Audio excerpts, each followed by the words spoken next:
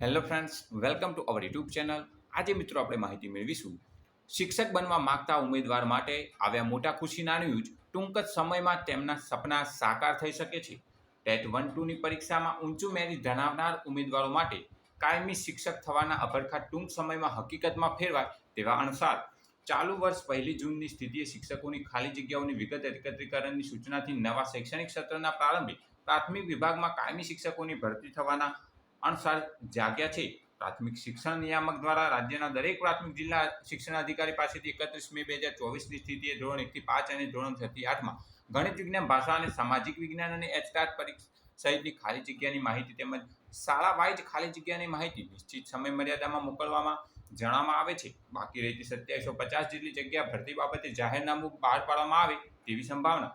સામાન્ય રીતે દર વર્ષે 31 જુલાઈની સ્થિતિએ વિદ્યાર્થી સંખ્યાના પ્રમાણમાં શિક્ષક અને મુખ્ય શિક્ષકનું મહેકમ નિયામકના મંજૂર કરવામાં આવતું હોય છે. જે મંજૂર મહેકમ ધ્યાને લઈને તે સ્થિતિએ કામ કરતા શિક્ષકો સામે ખાલી જગ્યાઓની વિગતનું એકત્રીકરણ બાદ સમગ્ર રાજ્યમાં વિદ્યાર્થી શિક્ષકની સંખ્યા અને રેશિયા મુજબ રાજ્યમાં કામ કરતા શિક્ષકો, મળવાપાત્ર શિક્ષકોને શિક્ષકના ઘટના આંકડા સામે આવશે અને ત્યારબાદ ભરતી પ્રક્રિયા હાથ ધરવામાં આવે તેવી સંભાવના શિક્ષણવિદો વ્યક્ત કરી રહ્યા છે. ઉલ્લેખનીય છે કે તાત્કાલિક શિક્ષણ મંત્રી જીતુભાઈ વાઘાણી દ્વારા તેમના કાર્યકાળના સમયમાં 5360 શિક્ષકોની ભરતીની જાહેરાત કરવામાં આવી હતી, જેમાંથી ગત વર્ષમાં હાલના શિક્ષણ મંત્રી કુબેર ડિંડોરના કાર્યકાળ દરમિયાન ગત વર્ષમાં 2600 જેટલા વિદ્યાસહાયકની ભરતી કરી દેવામાં આવી હતી અને તે પૈકી બાકી રહેતી 2750 જેટલી જગ્યાઓ ભરતી બાબતે જાહેરનામું બહાર પાડવામાં આવે તેવી સંભાવના વચ્ચે ઉમેદવારને વધુમાં વધુ કાયમી શિક્ષકોની ભરતીની જાહેરાત બહાર પાડવામાં આવે તે માટે શિક્ષણ વિભાગ, શિક્ષણ મંત્રી, શિક્ષણ નિયામક પાસે ગત વર્ષથી સતત માગણી અને રજૂઆતો કરવામાં આવી રહી છે.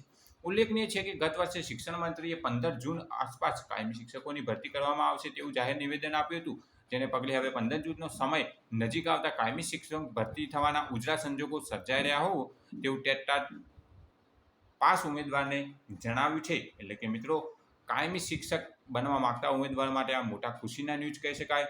ભવિષ્યમાં જો બાકી રહેલી 2750 જેટલી જગ્યાઓ ભરવામાં આવે તો ઘણા ઉમેદવાર જે શિક્ષકની રાહ જોઈને બેસી રહેલા છે અને કાયમી શિક્ષકની ભરતીમાં દાખલ થવા માંગતા હોય તેવા ઉમેદવાર